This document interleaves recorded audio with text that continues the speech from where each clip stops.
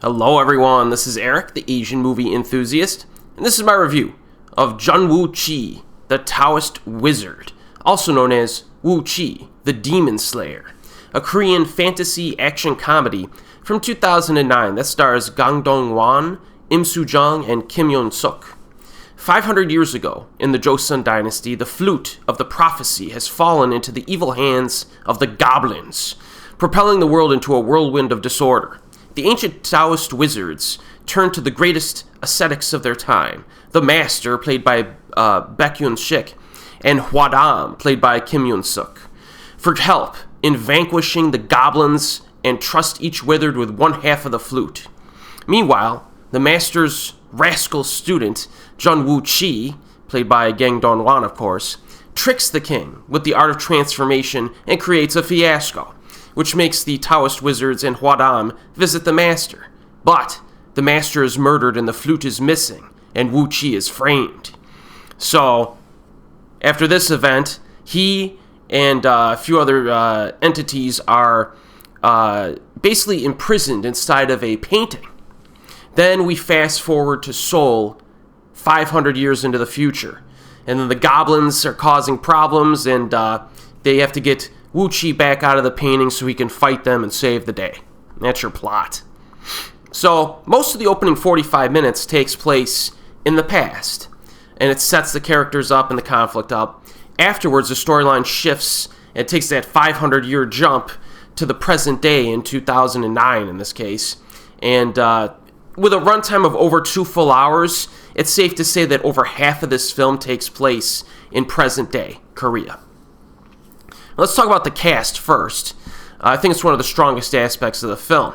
I've mentioned before on this channel that Gang Dong-won's villain roles are more to my liking than a lot of his protagonist, good guy roles. And the one I constantly bring up is Haunters from 2010. I think that's one example where I really liked him as like the bad guy. But with that said, Woo-chi is one of his more likable and charismatic performances, I think. His character is a little bit of a goofball, but he's surprisingly effective at using magic to battle the evil goblins.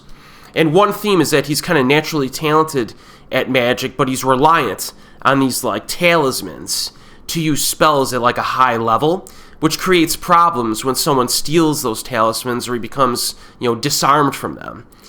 Then we get Kim Yoon-seok, plays the bad guy, and he's good at playing characters with an edge. He's played multiple roles with characters with an edge, and he does that well here. Nicely cast.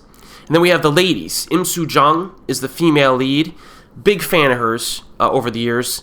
She actually has some playful interactions here with Jung-ah, who is the same actress who played her stepmother in A Tale of Two Sisters. So it's pretty fun seeing them play off each other in comedic ways as compared to that film.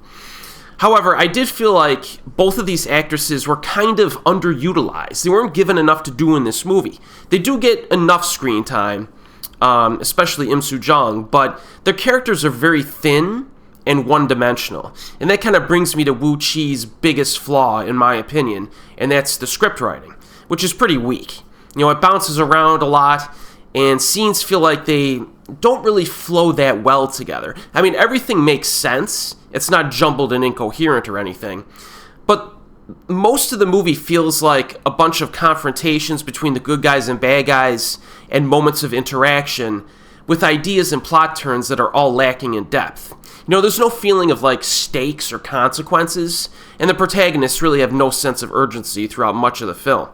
It also doesn't really build to the next big scene or action set piece, or create anticipation for the resolution of the conflict. I also wish there was a little bit more character development and mythos building. So just structurally, in terms of script writing, this is a pretty weak film. But with that said, I do like some aspects of Woo-chi. I mentioned the actors, which are a strong point. The fights are pretty good in this. They're more like fantasy magic type fights that are also like choreographed. So the early moments have a few neat moments, like characters moving in and out of paintings. Our main protagonist has like this stick that elongates into like a bow staff with some magic. You get some magical talismans that have some really neat effects. I liked how they were creative in how Woo-chi uses his talismans. He could do a bunch of different cool things with them. And these are all showcased in the first fight. Now, there are basically 3 pretty lengthy creative action set pieces that rely heavily on wizardry, and they're pretty fun to watch. My favorite scene is probably the one in the middle, which is like a car chase involving wizards, and they're like, there's one lady who's assassin, goblin entity thing that's shooting like bows and arrows. And I thought that was a pretty cool mix of like old school and new school, because it's set in modern Seoul, that scene. So I like that scene probably a lot. And then right after that, it just continues into like a wizardry fight in like a brightly lit alleyway. But yeah, I think all the action scenes in this are pretty good. The humor is pretty well mannered, not too wacky, and a number of chuckle-worthy moments are included both during the action and outside of the action, so that's good. Another negative, though, you're going to notice some of the special effects in this are pretty dodgy. It's kind of a mixed bag. There's some very poor CGI shots in this that have not aged well at all, and you'll notice them during the film. But there are a few practical stunts and practical effects as well, which helps to kind of balance things out. But those CGI shots definitely stand out poorly. But some of these flaws are a little bit surprising when you look at the director's entire filmography. And the director here is Choi Dong-hoon. He directed Taza the High Rollers, The Thieves, and Assassination, amongst some other titles. And those 3 films that I just mentioned are definitely better than Woo-chi.